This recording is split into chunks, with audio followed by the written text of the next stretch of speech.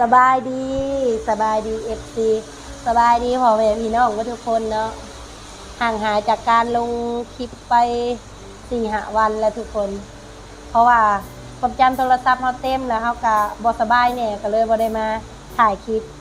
แต่ว่ามื้อนี้มีโอกาสเนาะได้มานั่งกินมะม่วงสุกกับเจสอนเหมือนเดิมจ้าทุกคนเป็นไดบ่กินฮอดอันเจสอนนะว่าทุกคนแมนมื้อนี้อยู่กับเจสอนสบายดีเป็นมะม่วงเด้อ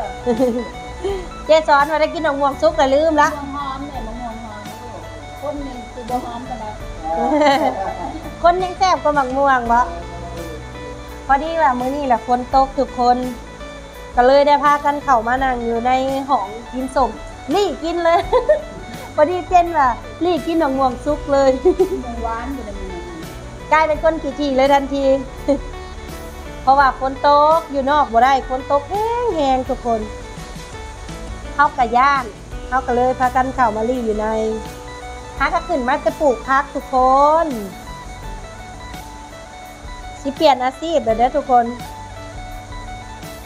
เป็นแม่ค้าขายพักแล้วบัดนี้หากระปลูกพักแล้วพอดีฝนตกเลย ขึ้นมาแล้วก็พอดีเห็นบักม่วงไอ้ไซลมเพิ่นเอามาฝากเลยว่าสิกินอยู่นี่เลยมาทุกคนมากินบักม่วงนำกันแซ่บบ่เจ๊ หวาน กินแต่บ่ปากเลย หวานมันเลยเนี่ยเด้อหวานมันเป็นกูบาเนาะ คุณน่าแซ่บจำกับผู้บ่าวน้อยเลยบ่ บ่ธรรมดาเลยทุกคนมาจับคักๆมาเราจะมาซีมกันแล้ว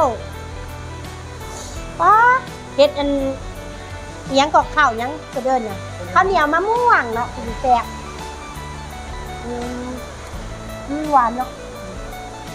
น้ำพอเจซอสเดี๋ยวแซ่บๆหวานเลยทุกคนแซ่บๆกินกับข้าวก็คือแซ่บเอาเก็บบ่เป็นเฮ็ดกับเนี้ยของหมอบ่เป็นเอาอยู่กับบ่เป็นเจ้าก็บ่เก็บมาขายว่าหลายวะมึงเล่าซื้อกับข้าวปั้นเจ้ากินจะได้หนิ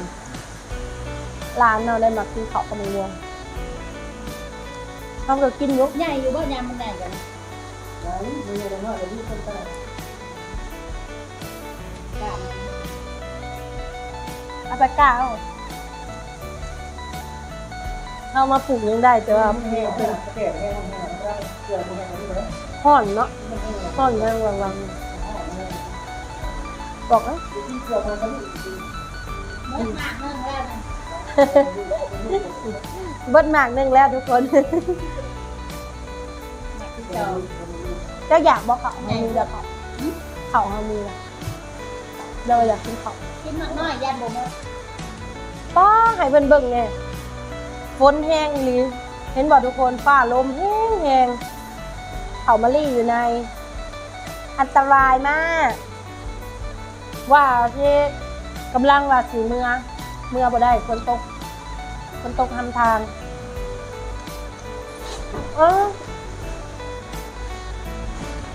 นี่อย่างไรกิน ลงเที่ยว บอกอุ้ยเป็นตะย่านเลย อยู่เขาไปโน่นถ่ายเอาไปโน่น งาตาลงาต้นตาลไถ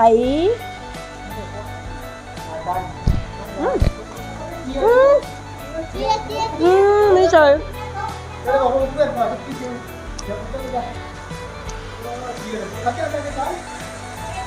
ฟ้า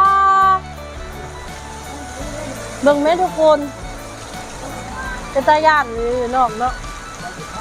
พายุจ้าตกมาแต่ใส่นี่ตัวเกียร์นี่เลข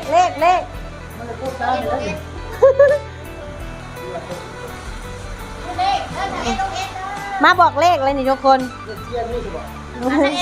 เลขนก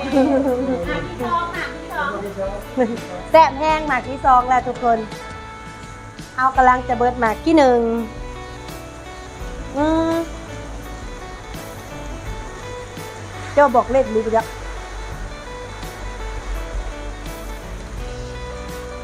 ชิเมื่อได้อยู่ว่าทุกคนมันนี่เมื่อไรที่ถ่ายทุกคนเบิ่งเนื้อทางเข้าบ้าน คนตกอันนี้สิเป็นยังไงเตียนสิไปยากบอก ทางเข้าบ้านเราบ่คือบ้านผู้อื่นเลยทุกคนเขตชนบทกันแนวนั่นแหละยันเดี๋ยวล่มก่อนลืมถ่ายบ่ได้โดนตามความจำเต็มมีแต่ไล่กดเอาความจำเต็มถ่ายบ่ได้เลยเนี่ยอยากถ่ายให้ FC เพิ่นเบิ่งอยู่แต่ว่าลบรูปก็ลบจนเหนื่อยแล้วแม่นคือเก่า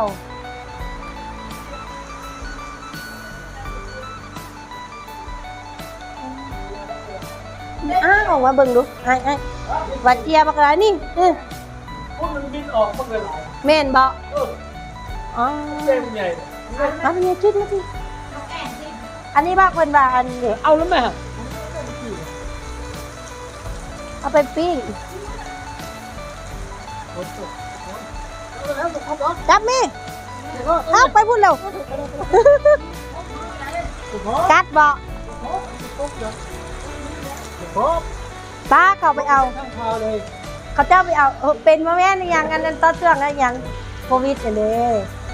เป็นยังต่อไปเรื่อยเป็นยังเอาว่าเป็นน้ำมันนี่เลยอันโดนเป็นโควิด19นะถ้ามีคนเดินมายังเกาะคนจะเป็นน้ำมันนี่เลยมันตัวเทียมจักแม่นอีหยังลืมเลยเฮาก็ลืมเลยทุกคนเลยแม่นป้าอยู่พุ่นน่ะเขาไปเอาน่ะเอียงเพิ่นว่า3ตัววาบ่ตัวใหญ่มันเหรอไอ้ติดนี่เลยตัวบักใหญ่ชุบเพิ่นมาเฮ็ดสิกินแซ่บๆเฮาก็กินได้เฮาก็กินเฮาบ่เคยกินแล้วก็หาแต่กิน บักหม่วงบักที่ไหน เป็นหยัง ไม่ต้องหม่วงก็ใหญ่เนอะหนึ่งท้อง บินไปอีกแหละผู้ผู้ จับในเท้ามันเลยตัวหนึ่ง ใช่ มาแม่บอก โมเมนบินไปแล้วลายเนาะอยู่ในต้นตาลเนาะ ก็หนักที่ท้อง ว้าวที่เก่งนี่เลยครับ เมซอนชอบมะม่วงสุกแต่ว่ามื้อนี้เพิ่นกินข้าวอิ่มแล้วทุกคนเพิ่นเลยบ่ได้กินกับข้าวเฮาก็มีอยู่แต่เพิ่นบ่กิน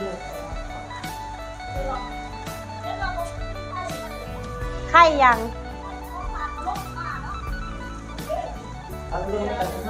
ป้ามาเบิ่งบรรยากาศข้างนอกแบบว่าฝนกะห่วยๆได้แล้ว เจี๊ยตกออกมา นี่บ่อเขาญาติกัน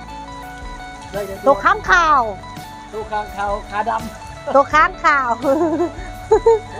ำขาดำดี ป้าเห็นบ่ทุกคน เย็นสบายขนาดเลย เย็นได้บัดนี้นะ บ่เห็นเนาะต้นตาลสูงเลยบ่มีไฟขึ้นไปเอาได้ หลายเลย ป้าบินไปกินนี่กับเฮาก็เห็นอยู่กินนี่กับบินไปแม่นบินไปทางพุ่นเมื่อกี้นี่เห็นอยู่ ก็ได้หาโตเนี่ยมาบอก เห็ดอ้อนะแต่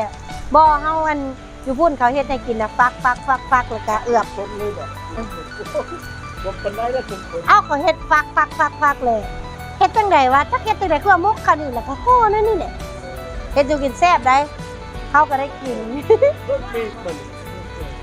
ปลาอยู่พุ่นน่ะเขาเจ้าได้3ตัวว่าน่ะจับมานี่น่ะฮอดว่าเสยตัวบักใหญ่ไปเอาในถ้ำ เล่นบาน โตนี่แหละแต่มันเป็นตัวใหญ่ควรมันเป็นตาย่าน